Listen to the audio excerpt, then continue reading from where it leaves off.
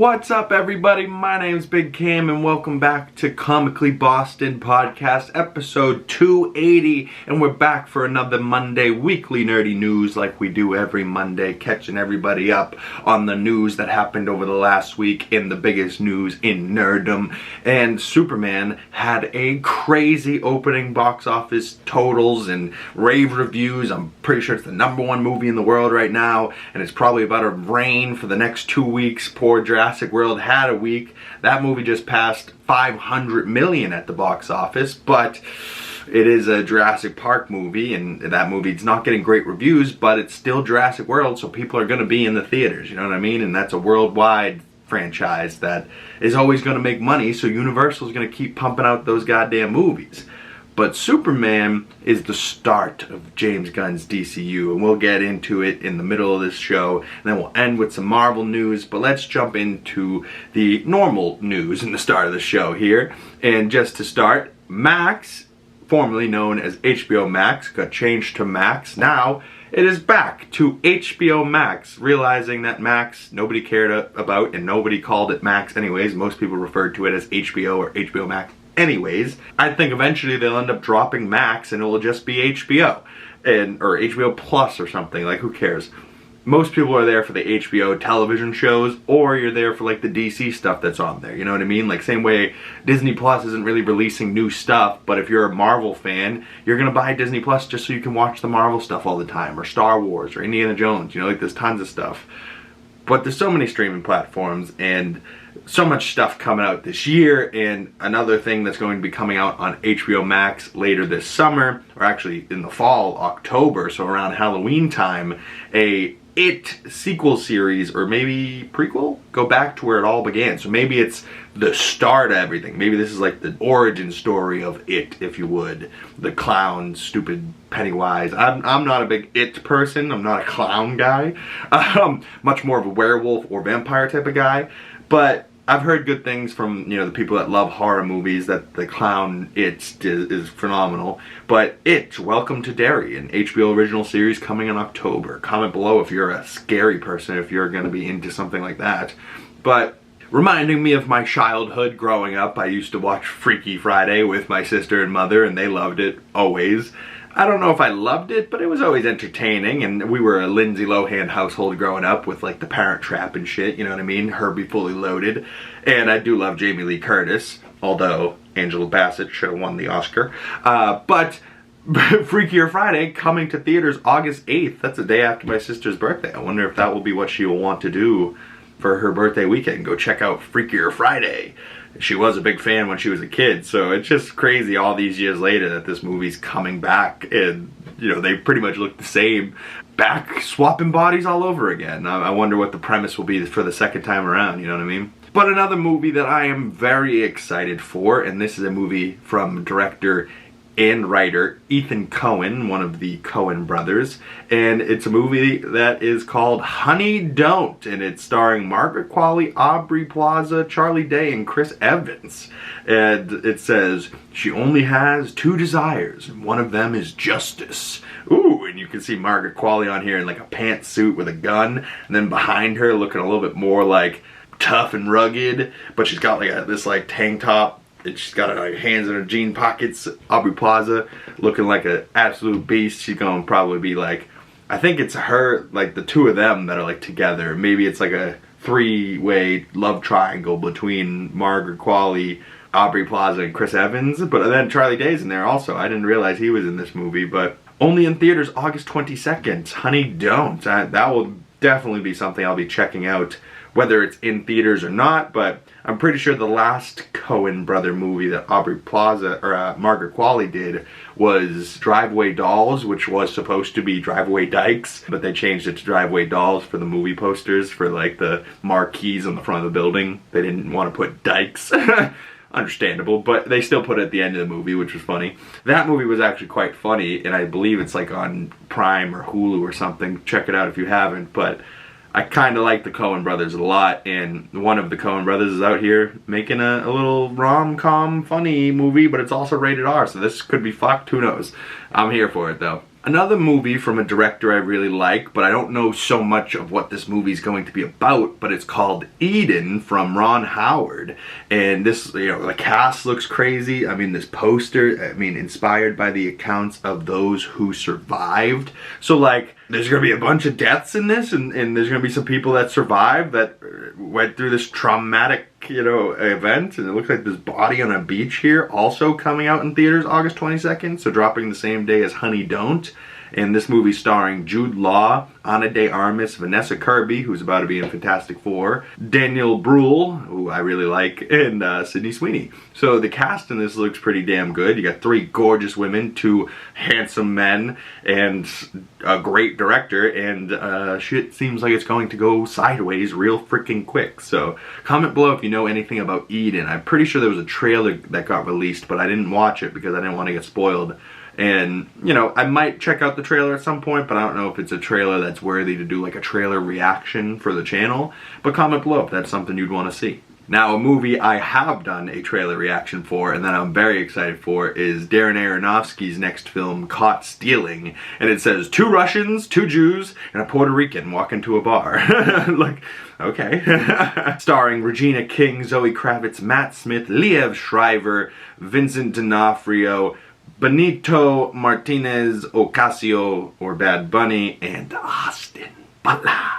Woo! Woo! I love me some Austin Butler, and everything he's been in since Elvis, really. He's crushed. He crushed Elvis, too. And, you know, but like, The Bike Riders, Dune, you know, like, this next movie, anything this man does the rest of his career, he's won me over as a fan, so I'm gonna be here for. Same thing with like Zoe Kravitz. I love her as well. Matt Smith, I mean, when he comes back for House of the Dragon season 3, can't wait for that to come out, probably next year. But the mohawk he has in this movie looks insane. There's also a cat on the cover of this. I think like they're supposed to be watching his cat. And then Vincent D'Onofrio and Liev Schreiber play like these 2 giant bearded Jews chasing after him, which is just gonna, I feel like this is gonna be hilarious, but also so crazy and off the walls. But exclusively in theaters August 29th, so this comes out the week after Honey Don't in Eden. Interesting month of August for movies. But Jurassic World Rebirth, I did mention, is making a ton of money at the box office at the beginning of this episode, and it is a quite good movie. I did get over to see it over the last weekend, right before I got to see Superman. So I went Wednesday to see Jurassic Park, and then Thursday to see Superman. But Superman was so good, I had to get my review up immediately on Friday, and my first initial thoughts. And clearly I had a lot of them, because that's like a 30-minute video of just like initial of, you know, thoughts and emotions and everything that's going through it. I'm pretty sure I was so like into talking about what was going on in Superman. I don't think I like spoiled it too heavy, but I like was talking vaguely about things that I'm excited for and like where this all could go in the future and things that James Gunn's setting up and little things I didn't like but things I loved, you know, and like characters that stood out, like Mr. Terrific, and we'll get into that in a second when we start talking about Superman more. But Jurassic World is passing 500 million at the box office, and my review for that comes out tomorrow, so stay tuned for a Jurassic World Rebirth review and hear all my thoughts about that, about, you know, the cast, the crew, and if I liked it or not, you know, who knows. But stay tuned for that video tomorrow. And something else exciting in the world of like video games that I like to sometimes talk about, and The Last of Us Part 2 in Season 1 and 2 for HBO that we just talked about recently on the channel, and breakdowns for Season 2, all episodes are on the channel now for The Last of Us. But they just came out with an update for The Last of Us Part 2, and it's like a chronological mode. So like the game, they have you play things a little bit out of order. You play like as Ellie, and then you go back and you play as like Abby. So I think they're gonna have you, you know, things that happen in the end of the game, but really in the timeline happen at the beginning of the game. They're going to have you play through the events of The Last of Us Part 2, but exactly in the chronological order that they come in. So it will be quite a different pace of play and different encounters at different moments. And it might feel a little, you know, disorienting, but it will also be interesting to see it like how it's all going down in the moment it's happening type of thing. So it's very interesting. Also, maybe some bad news. Neil Druckmann, the showrunner and creator of The Last of Us Part 1 and Part 2 for Naughty Dog, he backed out of Season 3 of The Last of Us for HBO. And I'm pretty sure Haley, the woman that was the writer, and Craig Mazin are still there. So that might just be like, hey, you guys handle Season 3. He wants to go make sure, and he is a studio head himself, you know, so he can't just be making TV shows when he's got to run a gaming company as well. And they have another game called Intergalactic: The Heretic Prophet coming out soon. So he's trying to finish that game and get that out. And then I think really why he backed out of The Last of Us Season 3 is so that they can work on that and finish this Part 2 of the game, and they probably already talked about a lot of the things that he would have done anyway, so he doesn't necessarily need to be around for it. And then he'll probably go and work on The Last of Us Part 3 game, and then that would be able to then go and work on The Last of Us Season 4 and 5 and whatever goes from there. But even just Part 2 of the game, I'm pretty sure Craig Mazin wants to do 4 seasons. So Season 3 might just be Abby's story, and then Season 4 might be like the after events of everything, in like, you know what I mean? Like seeing like the Rattlers, if you know the game, and that kind of thing, but try not to spoil everything that happens at the end. But like, you know, shit happens, shit goes down, you think the game's gonna end, and then there's like this whole like extra chapter of the game that happens, and it's like decently long, and you're like, Jesus Christ, Ellie, you mad woman. I almost said mad man, mad lady. Something else that's mad, but also exciting in the same way, and it might be a rumor, but I'm thinking this might be becoming more and more legit, because every time Jerry Bruckheimer ends up on some premiere, they keep asking him about it. And just recently, Orlando Bloom, when asked about Pirates of the Caribbean 6, said, let's get the band back together, let's reunite the original cast. So maybe they got Johnny Depp back and Orlando Bloom and Keira Knightley, and they got the crew back for Pirates of the Caribbean 6. I mean, I loved the Pirates of the Caribbean movies growing up, and like the score, dum dum dum dum dum dum dum dum dum dum dum dum bum. You're right, like, oh god, so catchy. And like, but then there's like crazy pirate shit going on while this great score's going, and like, oh man, they don't make movies like this anymore. Like growing up, we had great fucking movies with great actors playing great roles in great friggin' movies. And we got a bunch of them, right? Like we didn't just get one Pirates of the Caribbean, we got like 4 or 5 of them. And now years and years later, we might be able to come back and do a 6th one. I would be here sitting down first row with bells on, waiting for this movie to come out. You know what I mean? Like, I'm here for it. Another movie that came out in the last couple of years that I really loved was the Super Mario movie, and I believe a sequel is in the works for that. But Universal also just copyrighted the Donkey Kong title for a movie, and so we might be getting a Seth Rogen Donkey Kong movie, kind of like Mario, but for Donkey Kong. Like, I don't know about y'all, I loved that initial movie. I'm hoping if they do like a Super Mario 2, they focus a little bit more on Charlie Day's Luigi, you know what I mean? But also maybe Yoshi's going to be in the second one, so that alone is going to excite people, because I was always a huge Yoshi person growing up, you know? But Donkey Kong in that movie, voiced by Seth Rogen, was hilarious. So if they want to do a Donkey Kong World and a Donkey Kong Country movie, like, for the kids, but also for people that grew up with this shit, I'm here for it. Comment below if you'd be excited for a Donkey Kong movie. But let's jump on into that DC news, and before we talk about Superman and that rave reviews and box office weekend totals, Robert Pattinson is about to have a very big year for 2026 in his back-to-back-to-back movies that he's been filming, or will be filming. The Batman Part 2 will be coming out next year, or maybe even 2027, but he'll be filming next year. Dune Part 3, and Christopher Nolan's The Odyssey. All going to be incredible movies, and if they all come out in 2026, that's going to be an insane, insane year. And I'm still hoping the Batman Part 2, with the script just getting finished, and with the cities flooded from the Riddler at the end of the Batman Part 1, I'm hoping that we get more of like a winter, snowy, frozen Gotham, and maybe we get a serious take on Mr. Freeze, Dr. Freeze, kind of like the animated Batman series did, rather than Arnold Schwarzenegger's Batman and Robin, Mr. Freeze. The Ice Age! You know, like, it was funny. I still loved it as a kid. But I'm thinking that Matt Reeves could do a very serious Dr. Freeze, Mr. Freeze. Is it Mr. Freeze or Dr. Freeze? Comment below. I always mess that up, but it feels like it should be Doctor, but also Mr. Freeze! Either way, Freeze, I think he could do really, really well as like a serious take, and like it's a really sad story where he's doing all this for his wife, but comment below, would that be something you'd want to see? A serious, kind of in the same way they did a serious serial killer type of Riddler? Maybe they do a serious take on Dr. Freeze. I'd be here for it. But getting into the Superman talks again, Superman is currently the #1 movie in the world. It is verified hot by Rotten Tomatoes audience score. It's certified fresh by critics. The box office totals were 122 million domestic, 95 international, and 217 worldwide.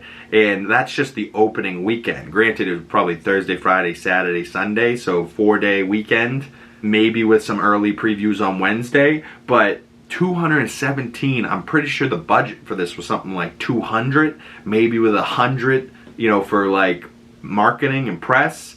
But there was also reports that David Cornsweet only made $750,000 and Rachel Brosnahan $750,000 when Nicholas Hoult, Lex Luthor, made $2 million for his role. Now, granted, he's been in much bigger roles and much more of a household actor name. Like, he was just in Nosferatu. He was in the X-Men's back in the day as Beast.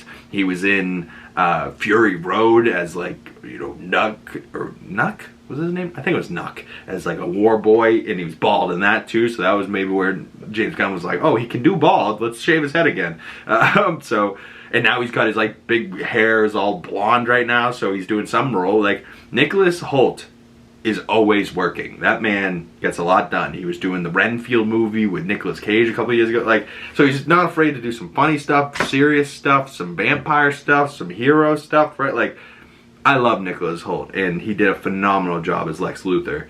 But I'm hoping this movie makes $1 billion so that David Cornsweet and Rachel Brosnahan can get a fat old bonus, you know what I'm saying, along with the rest of the crew. The cinema score is sitting at an A- for Superman, which I think, you know, it probably is an A plus even. But as long as it's not a B, I think A- is fair, you know. A- to me is like, what, a 90? Yeah. I mean, I gave it a Letterboxd score of 4 out of 5 as my initial score, which I think is solid. It's certainly a high 4 out of 5. To me, it's like, if I had to give a 10 score, it's probably like an 8.7, 8.8 out of 10 right now in my head. But I also am desperately needing to see this movie for a second time. And if you guys watch my review, you'll know why I'm thinking like that. But like, I'm dying to see Superman for a second time, so I might go later today. But the reviews have been very, very kind, and Tom Jorgensen from IGN said, Superman is wonderfully entertaining, heartfelt reset for the Man of Steel. Oh yeah, that's definitely true. David Crow from Den of Geek said, the electricity that blasts off whenever David Cornsweet and Rachel Brosnahan share the screen. Absolutely true. Lois and Clark forever. I'm going to be standing them for a while now. David Cornsweet and Nicholas Hoult stand out in a Superman ensemble brimming with excellent performances. And that's from Eric Eisenberg from Cinema Blend. Very true as well. Excellent performances all around, but when Nicholas Hoult stars, it's gonna shine, you know what I mean? As the villain, yeah, oh yeah. David Cornsweet cements himself as this generation's definitive Superman. That's from Andrew J. Salazar from Discussing Film. I love Discussing Film. Yeah, solidifying himself as Superman. And then Phase Hero's own Brandon Davis said, Superman is a triumph from the new DC universe. It's a Superman for everyone, not just some, not just the Zack Snyder fans that are gatekeeping little fucks. Superman's for everybody, and he's here to save everybody, including little squirrels, kids, doesn't matter. Superman's here for you. And we're here for Superman and Phase Hero. Shout out BD, shout out Phase Hero, shout out the crew over there, Jenna, Aaron, Jamie, legends. Also a legend, Mr. Goddamn Terrific. Do you need some help? I'm goddamn Mr. Terrific, right? Like that line alone, I was like, I am obsessed with this man. And ironically, I'm scrolling through my phone and all of a sudden it pops up, Amazon, Mr. Terrific jacket. And I was like, how much? And it was like 150 bucks, but I was like, I got it sent. So I don't know if it will fit or if it will come in, but hey, I got a Mr. Terrific Halloween jacket coming in. Hopefully it will fit. I don't know if I'll dress up as Mr. Terrific for Halloween. I don't have the correct complexion, but hey, white Mr. Terrific. I might get canceled if I do that, but I'm certainly not going to go blackface. You know, but Mr. Goddamn Terrific, Eddie Gatheji crushed it. And then, like, the more I thought about it all weekend, I was like, yeah, I really do love him. Although his fight sequence, as badass as it was, I'm not sure if it's my favorite James Gunn needle drop, you know, like, but we could talk about that more at a later date when I see it for a second time. At first, I wasn't here for Sarah Sampio, Eve Tessmacher.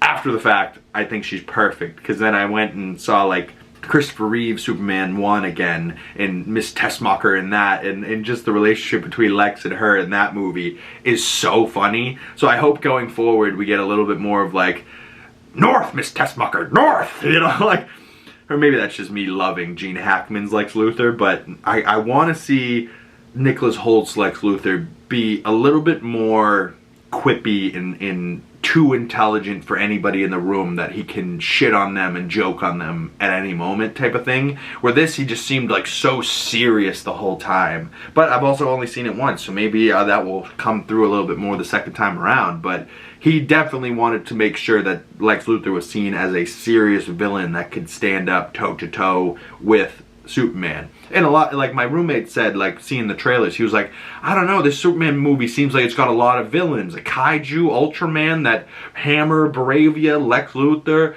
What else can go on in this movie? And I was like, you're not wrong from the trailers, but once you see the movie, it is very, very, very clear that it's Superman and Lex Luthor is his biggest adversary, you know, like, and Superman's, sure, he's Superman. He's got a lot of things to deal with and a lot of problems going on in his world, especially a world as dense and built out as James Gunn's new DCU. But Lex is certainly the biggest problem in Superman's rear end besides Crypto. But the crew of the Daily Planet, Beck and Skylar and the whole, all of them, even though I don't know a couple of their names. Oh God, Perry is smoking the cigar even though he wasn't ever smoking because indoor smoking's not a thing anymore, but he's defiant of the rules, so he just he holds it in his mouth regardless. Screw you. I hope we end up seeing him smoking it at some point, kind of like the Penguin always smoking the cigar in his series. And then, you know, brief spoilers, but they started releasing photos of the behind the scenes of Millie Alcock as Supergirl, who does appear for a brief moment in Superman, setting up her, what she's going to be looking like, but also sounding like in what's probably going to be happening in her film, because Crypto was being watched by Superman and is actually Kara's dog. But you also see she's kind of got the same exact vibe of suit with the same logo, same kind of blue, same kind of red, yellow belt buckle, but she's got a red skirt rather than trunks, you know, underoos. I love the blonde hair. I love like how she was kind of like shit-faced, and like it's supposed to be like her 21st birthday and like the Woman of Tomorrow comic, so maybe that's what they're going to be doing for the movie as well. We know Jason Momoa's Lobo is going to be in that movie against her. I don't know what else is going to be happening in that movie, but I'm here for it. If it's got anything to do with James Gunn in this universe, I'm here for it, right? Like, I just got it. Like, I want to see these characters so bad, like, tomorrow. You know what I mean? Like, I would watch Superman 2 tomorrow. Like, I'd be in theaters immediately.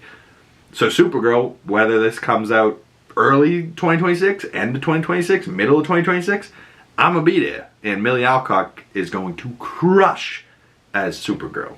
But because Superman had brought in, you know, Hawkgirl and a Green Lantern and Metamorpho and Mr. Terrific, and he's building out these characters, and you have Superman, and they did show a Gotham City sign, so we know a Batman's out there at some point. We know that the Lantern series is coming up with Hal Jordan and Jon Stewart, And so, to me, my Justice League is still this Justice League from the animated Justice League series when I was a kid. And that Superman is still my Superman, where he's just so big, and the voice that Superman had is amazing. But between this crew here, my favorite characters were always Superman, Batman, of course. I loved Wonder Woman. Those were my big three, but those were like the leaders of the team in my eyes. And then, besides the big three, I was obsessed with Martian Manhunter. I remember having the action figure with the cape, with the flat Martian head, with the green skin, with the gold buttons, with the red X across the chest. He's kind of got Superman's trunks. You know, he kind of takes this design from Superman. I love Martian Manhunter. I also love Jon Stewart, and then I love that Jon Stewart ends up with Hawkgirl. Oh, I love that. And then I love that Michael Rosenbaum was Wally West friggin' Flash, and I never even realized it till years later. Loved Michael Rosenbaum. But seeing this crew of people here, if Adria Arona was the Wonder Woman, we have David Cornsweet, Superman, maybe a Mahershala Ali Martian Manhunter would be my favorite choice, even though they don't need a name to play Martian Manhunter. I think he'd do a great job where he'd have like this stoic jaw, but also have like this deep voice like John Jones, you know, like how he does. I don't know if he'd want to be painted green the whole time, but you gotta do what you gotta do. Martian Manhunter would be a sick role for Mahershala Ali. And imagine James Gunn gets him to be Martian Manhunter before he does Blade for Marvel, when that should have been coming out for 5 years now. Like, crazy. But, you know, they better not bring back Ezra Miller for Flash, but like, if they bring back Gal Gadot for Wonder Woman, I wouldn't be too mad, but I'm thinking he's going to go an entirely new route, and even Batman isn't going to be Robert Pattinson. That's still going to be an Elseworld. So then, who would your Justice League be? I would love to comment below some actors or suggestions that you might have for the Justice League lineup, and maybe it's not even these heroes. Who would you want to see alongside Superman, and maybe even the Justice Gang, or the Justice Society of America, or Super Friends? Who is your lineup that you would love to see next to David Cornsweet's Superman, and maybe the Hawkgirl, Green Lantern, Mr. Terrific, you know, Supergirl? You know, who else would you like to see in this universe? Well, while we all think about the universe and things that James Gunn has done, David Zaslav, CEO of Warner Brothers Discovery, released this statement about James Gunn and Superman after its release. And it says, as I quote, "3 years ago, I hired James Gunn and Peter Safran to reimagine and unify the creative direction of DC under one leadership team by breathing new life and excitement into one of the most iconic storytelling franchises in the world. James and Peter's commitment to honoring the legacy of the DC Universe while forging something new and enthralling is inspired." I remember my first meeting with James 3 years ago. He spoke about growing up in Missouri and how the characters of the DC Universe weren't just stories to him, they were like his family. His personal bond with these DC heroes were powerful, and I knew then that James was the right person to bring them to life. His love for the DC world runs deep, and it shines in every frame of his work. Very true. This weekend, we watched Superman soar as James Gunn's passion and vision came to life on the big screen. Superman is just the first step over the next year alone. DC Studios will introduce the films Supergirl and Clayface in theaters in the series Lanterns on HBO Max. All part of the bold 10-year plan. The DC vision is clear, the momentum is real, and I couldn't be more excited for what's ahead. David Zaslav. 10 years? So 2020, 2035. Huh? I'll be 36 by the end of this 10-year plan? That hurt my face. I should have read this before. Oh. Alright. Forget about 10 years and having to stay alive for 10 years to witness James Gunn's DC Universe.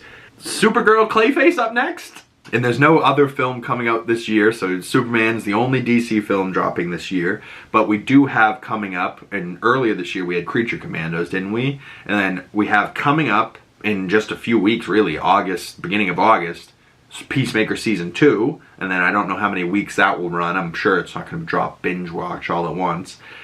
At least I hope not. I hope they do weekly releases for that, like they do for most HBO shows, proper television watching, week per week. But Supergirl next year, Clayface probably coming, I'm guessing, fall of next year. But that might be like a horror, body horror type of thing. But that's in the works and apparently has a great script. And then there's some other projects that James Gunn has mentioned or that might be in the works that some might be like postponed and waiting for a better script, like Sergeant Rock, but some of these are definitely happening, like Supergirl, Woman of Tomorrow, dropped Woman of Tomorrow, but is definitely Supergirl. Superman just came out, Creature Commandos, Peacemaker Season 2, Lanterns we know is coming, Clayface is coming, Batman the Brave and the Bold, James Gunn said it, a writer, but he hasn't confirmed who has been working on it, and he's been helping them work on it, because Batman's the next hardest character that he needs to nail for the DC universe. There was also a Teen Titans movie that might be in the works, Swamp Thing with James Mangold, a Green Lantern kind of like the Adventures of Superman animated series, but the Adventures of Green Lantern animated series. Interesting. A possible Penguin Season 2, the Batman Part 2, a dynamic duo, which I believe is like Robin and like Jason Todd, or like Robin and Nightwing type of thing, or maybe Batman and Robin, I don't know. But it's like going to be an animated feature film dynamic duo. That's interesting. We also have Waller, which was supposed to be in the works, maybe merged a little bit with Creature Commandos and Peacemaker Season 2, or maybe that show's still coming. Starfire, I haven't heard anything about that, so that one might just be thrown in here. The Authority was one of the first projects James Gunn wanted to do, but that might be on the back burner as characters that people don't really know a whole lot. Blue Beetle, I would love to see the cast of Blue Beetle return into James Gunn's DCU, because honestly, that movie felt a lot more like Superman than like Zack Snyder's stuff, so he very easily could bring in Blue Beetle into this universe, maybe not as like a Superman level character, but certainly that movie was awesome, and if you haven't seen Blue Beetle, check it out, it's great. Booster Gold with Kumail Nanjiani definitely is going to be awesome. Paradise Lost, which I believe is going to be like a Wonder Woman like animated TV show, or not animated, but maybe like a HBO TV show. Very cool. And then a Bane in Deathstroke movie that has been rumored in the works for like the last year, but we haven't heard much about it since. So, you know, when a rumor comes out and then keeps going and going and going, that might just be people hoping. But when a rumor comes out and then it gets silenced and it's just kind of like, ooh, we were all talking about that for a second. And then it was kind of like, hey, stop leaking shit. You know, like maybe they found the person that dropped the leak and they were like, hey, tighten up. We're not dropping shit till it's ready to go, you know, like we're keeping shit in house. Like, I don't know, but out of those projects there, I don't care what he does. I'm seeing whatever James Gunn does next. I'm seeing Superman. I'm seeing anything that comes from this universe. Peacemaker, let's get ready to rock and roll for Peacemaker Season 2 in August. But let's finish it out just briefly here with some Marvel Universe stuff. And Pedro Pascal with Fantastic Four coming up in a few weeks, and they have started their worldwide press tour where Superman, I believe, is just finishing theirs. Fantastic Four is now just kicking off their press tour, and Pedro keeps posting pictures supporting Superman, but also trying to start this hashtag, kind of like a Barbenheimer, you know, where people went to see Oppenheimer and Barbie and made it this cinematic event. He's posting things like super with a knuckle pound on the edge of the screen, and then fantastic with Mr. Fantastic on the other side, like they're knuckle pounding, and back-to-back posts it looks like super fantastic, super fantastic. Then he did this one where they're like shaking hands, but you don't see Mr. Fantastic, you just see a stretchy arm. That was cute as well. And then there's this great one I saw of them sitting next to each other. It says hashtag super fantastic, and that's got to be just Ralphie, maybe the person that made this image. But I love that it's like this blue and red and like this amazing sunset, but you have the Fantastic Four logo and then the Superman S like over the top of it. Holy shit. I didn't realize this would look so good, and that I might want Marvel and DC to cross over. Like for years I was always like, let them be separate, who cares? If we end up Justice League versus Avengers in 10 years, 15 years, I hope it doesn't take that long, 5 years maybe, let's say, just for this hypothetical, I would love to see a Fantastic Four working with Superman to defeat Darkseid or this bigger enemy. Wow. Wow, wow. And also for a while, I was on like the side of Dave Bautista that was like, ooh, I want to play this big, dark Lex Luthor.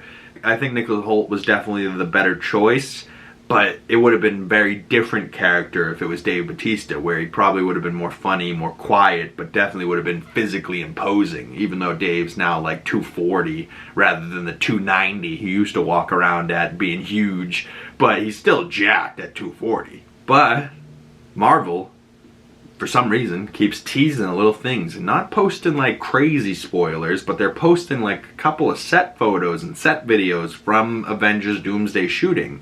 And one of the videos that I wasn't able to pull, they were just recently shooting and confirmed that they were going to be shooting in the TVA, because you saw just a little bit of a TVA banner thing on the floor in where they were shooting, although the walls were like covered in stuff. So it's like they haven't showing like who was filming there.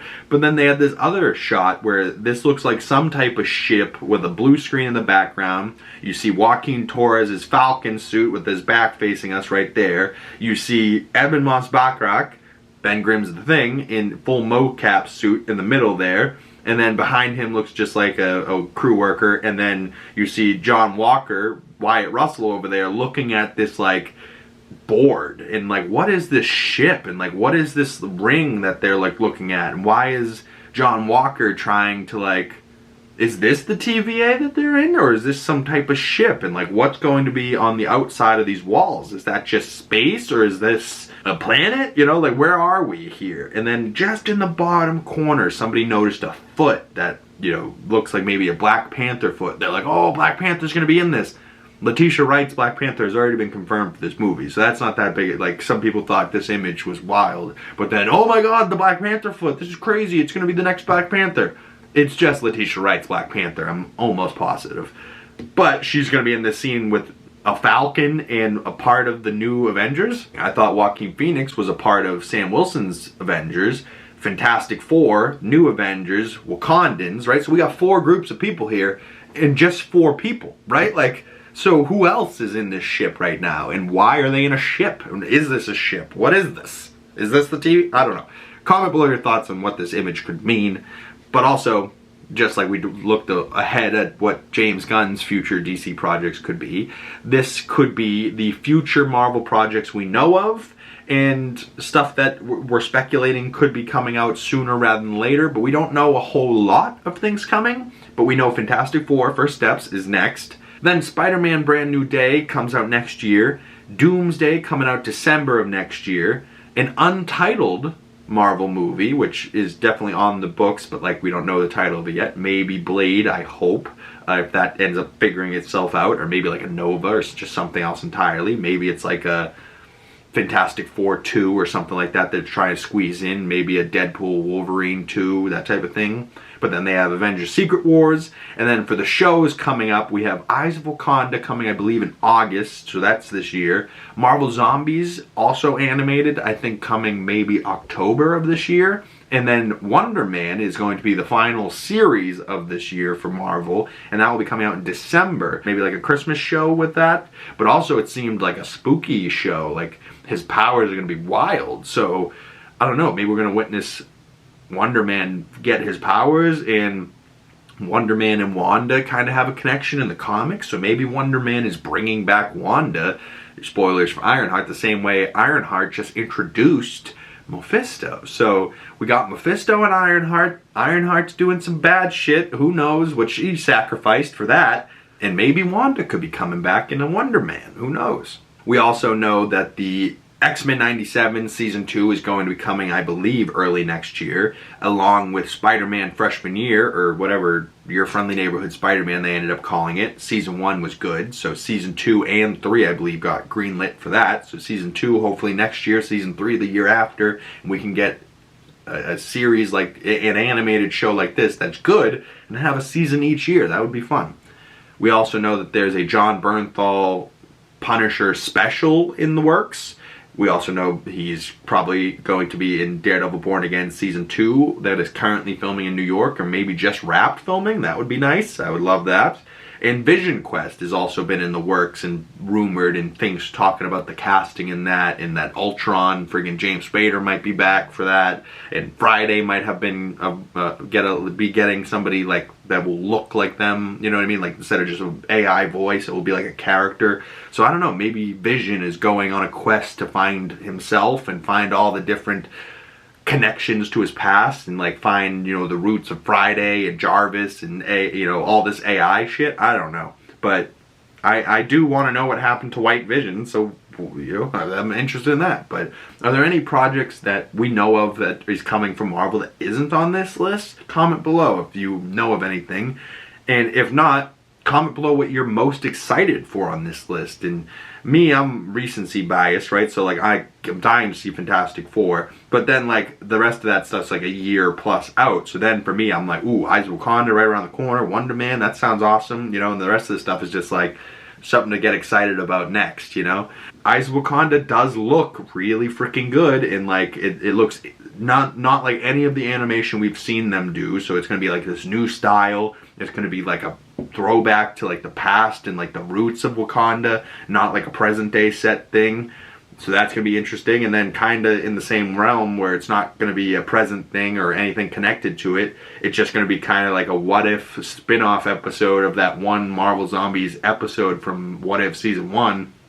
They made a whole series or show into it, or I think it's like a 2-part or 4-part thing, but I think that might be dropping all at once for Halloween time, like October, which would be my hope. That's like the proper time of year that I want to be watching some spooky shit.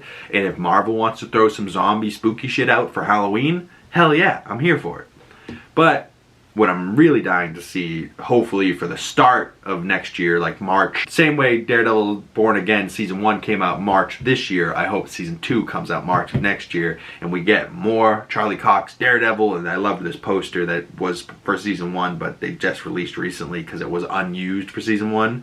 But man, I just love the glasses, the cane, the style. Like, it's so good to have Charlie Cox back as Matt Murdock's Daredevil, and I hope he plays this character till he's 90, just like Hugh Jackman. But that's it for me today. Thank you guys for sticking around. If you made it this far into the video, I highly appreciate you, and the best way to support me and to support this video and get this video out into the algorithm is liking this video, commenting down below, subscribing if you haven't already, hitting that bell so you don't miss future Comically Boston podcasts and you get the notifications when they come out.